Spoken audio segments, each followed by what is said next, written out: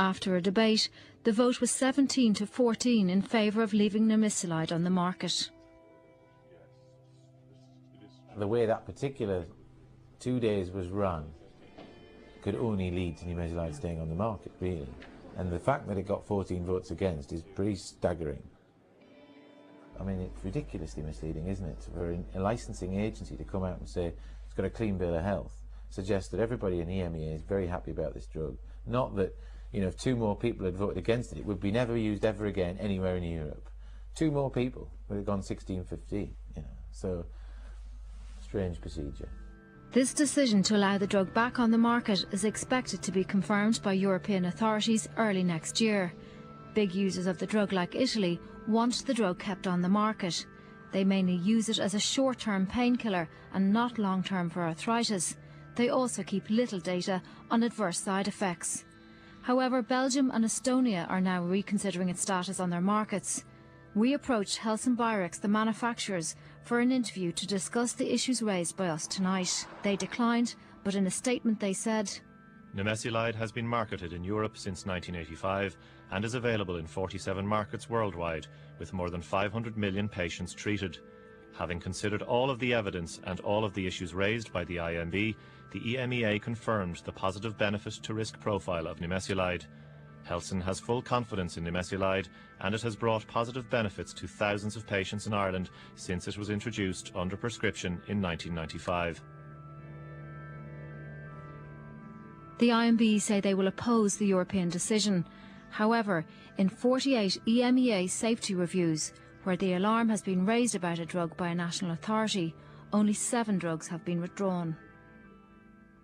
We are working with the Department of Health in making a stance at that committee level to disagree with the decision being made, which potentially could allow the product to come back on our market. I don't understand how they can now bring it back.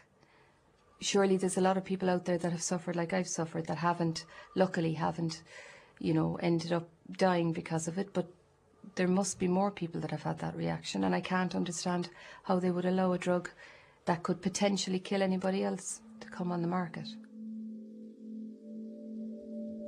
The All-In story raises many questions about the system we have to ensure that the drugs we're advised to take are actually safe. A recent all-party Oireachtas committee reported on the problem of adverse drug reactions earlier this year. It concludes that the influence of the pharmaceuticals industry and the persuasiveness of the promotion of its products is unhealthy and needs to be counterbalanced. One of the Oireachtas committee's concerns is that the Medicines Board relies on pharmaceutical companies' licence fees. They felt that by getting their funding from industry, it tends to put drug companies in the position of clients, with the inference that the IMB has a corresponding obligation to meet its clients' needs. The committee warns that this is not an ideal position for an agency concerned with public safety. The IMB reject any possibility of compromise involved, but experts who have observed this model of industry funding regulators elsewhere are sceptical. Industry are doing what anybody put in their situation would do. They're told, if you pay up, we will be able to accelerate the process of consideration of drugs for approval, because we'll be able to hire more people. So of course it's in their interest to do so. Now, does that bring with it as baggage the unwritten possibility of influencing the behaviour of the agency? Well, it would be amazing if it didn't, but it's a very difficult thing to measure. The committee also suggests there could be merit in dividing the IMB into 2, making a clear distinction between those involved in drug safety monitoring, known as pharmacovigilance, and those involved in approving licences. I do think there needs to be a separation. I do think the regulator has to be involved in it, but I do think you need to have a separate group looking at safety. This is why it's extremely important to separate the function of regulating and authorising medication. There might be a sense of embarrassment. God, how did we miss that? And that instead of pulling the drug the minute you see it, they might take this wait and see approach. I think sometimes we just don't move fast enough. The Oireachtas report also identified an over-reliance by doctors on information from pharmaceutical companies and a need for independent information. Well, pharmaceutical companies mentioned the benefits of their products, they tend to downplay, on average, the harms or the risks of their products. And how does that affect doctors' perceptions? Well, obviously doctors are going to perceive the products then as being beneficial and perhaps be less aware of the adverse effects or the potential for adverse effects. Doctors who fear that the known risks of drugs could be overlooked again want clear and better warnings in future. I think when it comes to problems with medication, it must be laid out in black and white to either stop prescribing this drug or be extremely careful who you're giving this drug to. And I don't think that that's happening at this moment in time. The Nestlide story illustrates that there was an awareness in the system of that problem before there was an awareness in the GP community.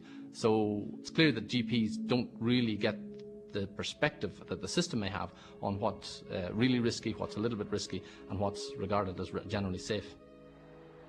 But don't the doctors themselves have to bear some responsibility? I think there's a moral obligation on medical practitioners to participate in the generation of safety data about the medicines they're prescribing.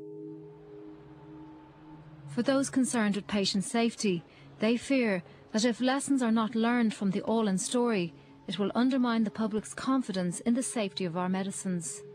There are so many great things that are set for the future in the area of medicines, but we have to be vigilant and learn from the tragedies of the past that it will not happen again, or such things will be greatly minimised by having this culture of safety everywhere. For people who have lost loved ones or who have suffered because of Olin, they want to feel that changes will be made and that their loss is not in vain. We feel very angry because our mother's gone and nothing's going to ever replace her, but she should still be with us except for this drug, and we do feel angry about that. The way I look at it is, they will say that it's 1 in 10,000.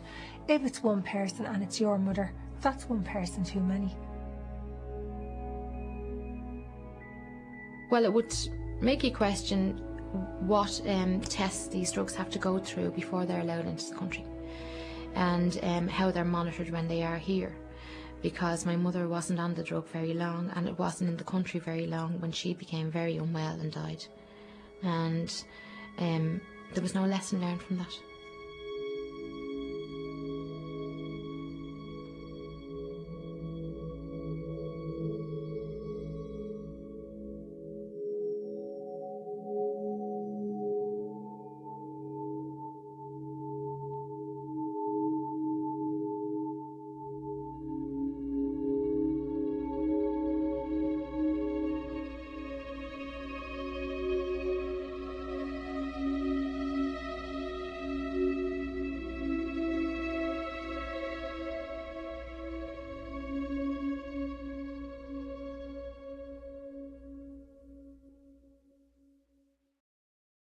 If anyone has been affected by the issues raised in tonight's programme, please contact the Irish Patients Association. Lines are open from 9:30 to 4 on 01 2722